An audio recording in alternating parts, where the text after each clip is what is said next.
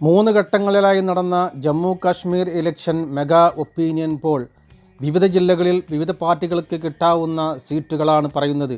ആദ്യത്തെ ജില്ല റിയാസിയാണ്. റിയാസിയിൽ 3 സീറ്റാണ് ഉള്ളത്. 3 സീറ്റിൽ 1 സീറ്റ് BJP സഖ്യവും 1 സീറ്റ് കോൺഗ്രസ് സഖ്യവും 1 സീറ്റ് സ്വതന്ത്രരുമാണ് നേടുക. അടുത്ത ജില്ല ശ്രീനഗറാണ്. ശ്രീനഗറിൽ 8 സീറ്റുകളാണ് ഉള്ളത്. 8 സീറ്റിൽ 6 സീറ്റ് NC കോൺഗ്രസ് സഖ്യവും 1 സീറ്റ് PDPയും മറ്റൊരു സീറ്റ് സ്വതന്ത്രരുമാണ് നേടുക. BJPക്ക് അവിടെ സീറ്റുകൾ നേടാൻ സാധ്യതയില്ല. അടുത്ത ജില്ല ഗുൽഗാമാണ്. ഗുൽഗാമിൽ 3 സീറ്റുകളാണുള്ളത്. 3 സീറ്റിൽ 2 സീറ്റ് NC കോൺഗ്രസ് സഖ്യവും 1 സീറ്റ് BJPയുമാണ് നേടുക.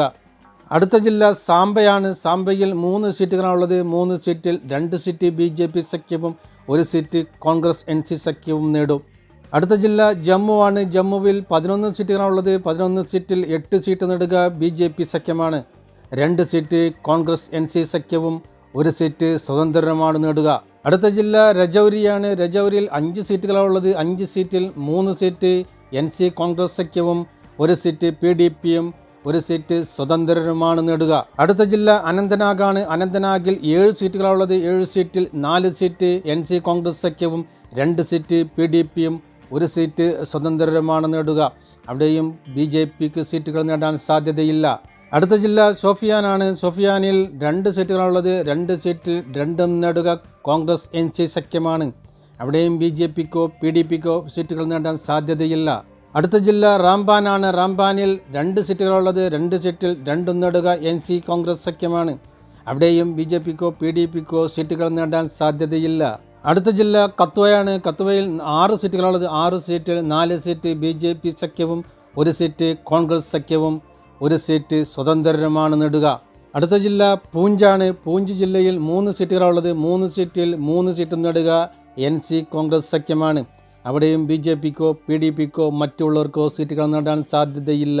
അടുത്ത ജില്ല ഉധംപൂരാണ്. ഉധംപൂരിൽ 4 സീറ്റുകളുള്ളത്. 4 സീറ്റിൽ 3 സീറ്റ് BJP സഖ്യവും 1 സീറ്റ് NC കോൺഗ്രസ് സഖ്യവും നേടും. അടുത്തത് കിസ്ത്വാരയാണ്. കിസ്ത്വാരയിൽ 3 സീറ്റുകളാണുള്ളത്. 3 സീറ്റിൽ 2 സീറ്റ് BJP സഖ്യവും 1 സീറ്റ് NC കോൺഗ്രസ് സഖ്യവും നേടും. അടുത്ത ജില്ല ദോഡയാണ്. ദോഡയിൽ 3 സീറ്റുകളാണുള്ളത്. 3 സീറ്റിൽ 1 സീറ്റ് BJP സഖ്യവും 1 സീറ്റ് NC കോൺഗ്രസ് സഖ്യവും 1 സീറ്റ് സ്വതന്ത്രരുമാണ് നേടുക.